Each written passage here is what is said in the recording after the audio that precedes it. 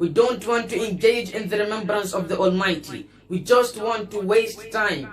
Every one of us wants to have a page on Instagram, Facebook, Snapchat, Twitter, and TikTok, for example. And most of us don't even know how to use them. We only use them to waste time.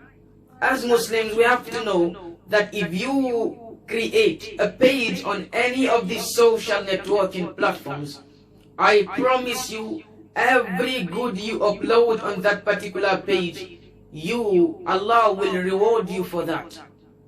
If you upload good and people visit your page and see the good you upload, and you remind them of Allah subhanahu wa ta'ala, it will be better for you than when you upload dirt, filth, and everyone or anyone that visits your page, the first thing they see is dirt or filth.